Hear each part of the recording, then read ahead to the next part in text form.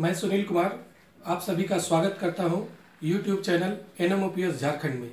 आज हमारे बीच हैं पेंशन पुरुष विजय बंधु जी। ये 1000 किलोमीटर से सफ़र तय करके आए हुए हैं और अभी रेस्ट भी नहीं किए हैं और एक इंटरव्यू हम लोग ले रहे हैं सर से। तो सबसे पहले सर का मैं झारखंड की NMOPS पूरी टीम के साथ इनका स्वागत करते हैं, हार्दिक अभिनंदन करते हैं झारखंड की धरती पर। बहुत बहुत धन्यवाद आपका। सर सबसे पहले मैं ये जानना चाहूँगा कि आपके अंदर ये पेंशन आंदोलन को चलाना है या पेंशन के लिए आंदोलन करना है, ये सोच कैसे जगी? ये बहुत महत्वपूर्ण सवाल है और हम लोग भी नए नए नौकरी में आए हुए थे तो सोचते थे कि पेंशन तो पहली बात तो हम लोग जानते नहीं थे कि क्या है। अचानक एक दिन ऐसे ही मैं इलाहाबाद का रहने वाला हूँ, इलाहाबाद आया हुआ था, लखनऊ में सर्विस करता हूँ। तो एक हमारे बड़े पिताजी उन्होंने पूछा कि बेटा तुम्हारी ज्वाइनिंग कब हुई? तो हमने कहा 15 अप्रैल 5 को हुई।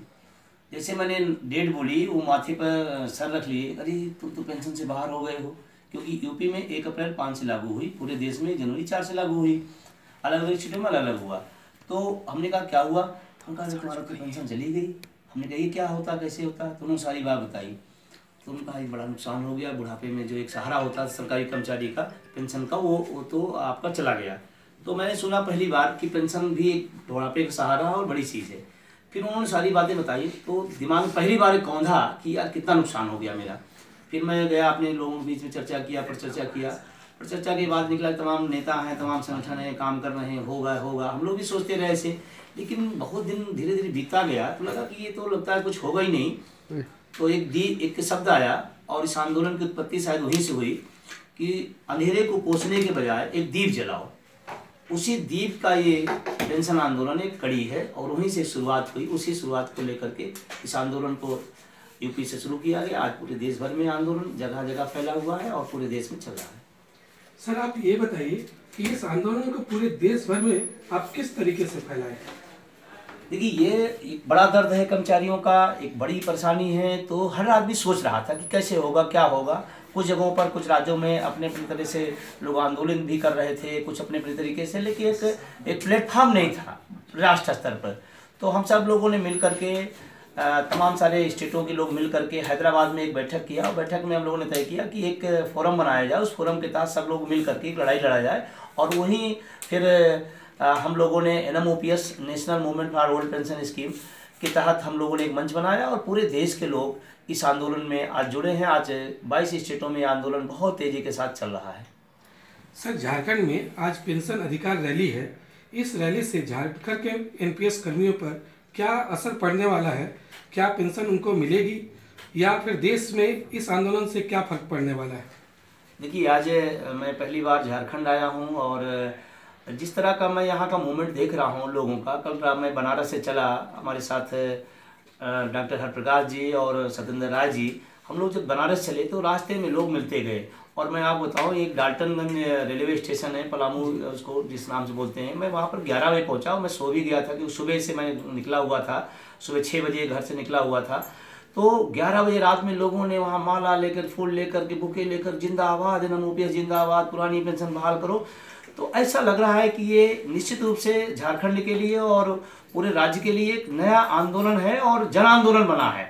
और वहाँ से जब स्टेशन रांची उतरा, रांची पे बहुत सारे लोगों ने मिला और स्वागत किया कि बंधु जी बहुत अच्छा आंदोलन आप चला रहे हैं, हम आपका धन्यवाद देते हैं। तो निश्चित रूप से रांची और झारखंड में पूरे बहुत ही उत्साह मुझे ऐसा दिख रहा है। और जिस तरह से फ़ोन आ रहे हैं, मैसेज आ रहे हैं मेरे, तो आज के डेट में रांची का हमको लगता है कि शिक्षकों कर्मचारियों के इतिहास में सबसे बड़ी रैली होने जा रही है। और मैं सारे साथियों से निवेदन भी करता हूं, जो लोग भी अपने अभी घरों में बैठे हैं वो निकल करके रांची के आज उस मैदान पे पहुंचे जहां अपने हकों की लड़ाई की शुरुआत आज बड़े व्यापक स्तर पर झारखंड के अंदर होगा।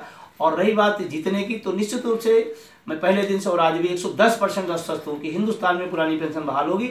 संघर्ष कितना करना पड़ेगा, कितने लेवल तक करना पड़ेगा, ये अलग बात है, लेकिन बहाल होगी। और राजनेताओं और व्यवस्था के लोगों से एक बात और कहना चाहता हूँ, हमारा हक है, संवैधानिक हक है, हम कोई अनावश्यक चीज़ नहीं मांग रहे, हम भी इसी देश के नागरिक हैं, हम देश के लिए काम कर रहे हैं। मेरा भी हक बनता है कि हमें बुढ़ापे में लाठी, हमारी जो पुरानी पेंशन वो मिलनी चाहिए। और रांची और पूरे झारखंड के लोगों से मैं कहता हूँ कि आज उसी अधिकार के लिए आप अपने घरों से निकल के आइए, क्योंकि तटस्थ रहने पर अधिकार मारे जाते हैं और बाहर निकलने से अधिकार पाए जाते हैं। इसलिए सभी लोग आज रांची पहुंचे। सर, आपने बताया कि संघर्ष ये जारी रहेगा जब तक पेंशन नहीं मिल जाती है। तो आगे की रणनीति क्या है? अगर सरकार पेंशन अभी नहीं दे रही है तो आगे की रणनीति क्या है? कैसे सरकार पर दबाव डालिएगा ताकि वो पुरानी पेंशन को फिर से बहाल कर दे? देखिए, अभी हम 26 नवंबर को हम सब मिल करके बहुत बड़ी रैली किए और शायद ही दिल्ली के अंदर इतना बड़ा कर्मचारियों झूम कभी नहीं उतरा था। और उससे सरकार प्रेशर पे है, बैक फुट पे है, रोज संशोधन कर रही है, संशोधन। अभी कल भी एक संशोधन हुआ, अभी जब 6 तारीख कैबिनेट बैठी उसमें संशोधन किया। लेकिन फिर भी मैं सरकार करना चाहता हूँ, हमें संशोधन नहीं चाहिए, हमें सिर्फ और सिर्फ पुरानी पेंशन चाहिए। और अगर सरकार नहीं करती तो अभी यहाँ हम आज झारखंड में है, 20 तारीख को हम बिहार के अंदर रहेंगे, बहुत बड़ी रैली वहाँ भी होने जा रही है। फिर 28 जनवरी से हम लोग कंटिन्यू दिल्ली के अंदर बैठने जा रहे हैं।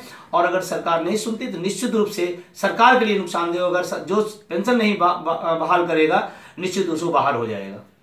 सर, 2019 के चुनाव में क्या इम्पैक्ट पड़ने वाला है? अगर पेंशन बहाल नहीं करती है सरकार तो 2019 के चुनाव में क्या फर्क पड़ने वाला है? कर्मचारी किसी विभाग का हो, और ये आंदोलन चपरासी से लेकर कलेक्टर तक का है, हर विभाग के लोगों का है। सरकार की बात समझना चाहिए, हम सरकार की धुरी हैं, हम उसकी रीढ़ हैं। हम चुनाव कराने से लेकर के चुनाव की मतगणना तक लेकर के हम सारी चीज़ों में भूमिका निभाते हैं।